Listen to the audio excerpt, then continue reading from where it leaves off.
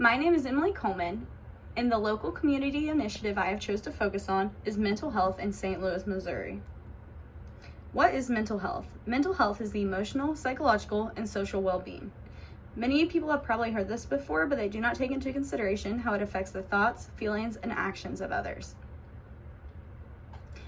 City living can lead to poor mental health. Living in the city is different than living in the country due to the city being way busier than the country. The streets have a lot of pollution in them. There are also a lot of people that live in the city in very close quarters with one another. The noisy conditions and the bright lights of the city never stop. Mental health leads to other issues as well. It leads to homeless population becoming very high, crime rate because people are not all there mentally. St. Louis has been rated #1 for many years as one of the highest crime rate cities, and majority of those people that commit those crimes have some type of mental health disorder that has not been helped. The environmental health issues, child abuse, and rates of foster care increasing due to parents not being able to care for their child due to either being homeless or just not having money and living out on the streets. Why is it important to address mental health issues? It allows for individuals to be healthier. It gives people a better social life. It will allow for people to gain control of their life to better themselves. It will allow the homeless population to decrease. You'll see a decrease in drug use, and you'll see a decrease in crime rate. The steps I would take to address the issue of mental health would be to raise awareness. You need to spread the word to the community that the issue is happening.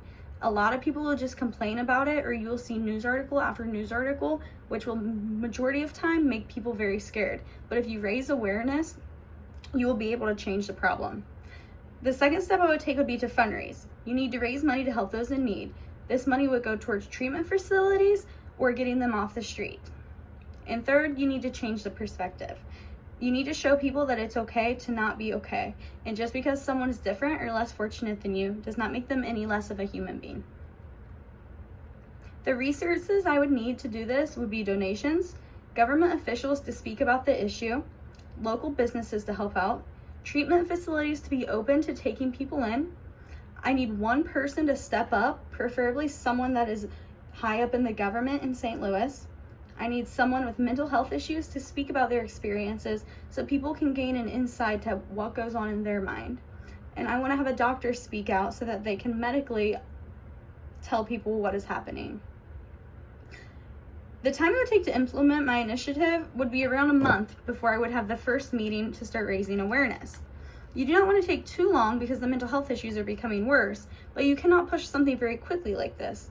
But steps that you could take in advance would be to hang flyers or signs to begin spreading the word.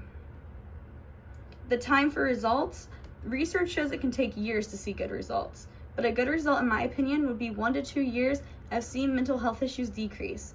I would be able to see this by polls that have been taken or people that have checked in to gain mental health help. Evaluating the success. The results are an increase in treatment facilities, seeing people get off the street, when polls are given and numbers start going down, and crime rate decreasing. Thank you.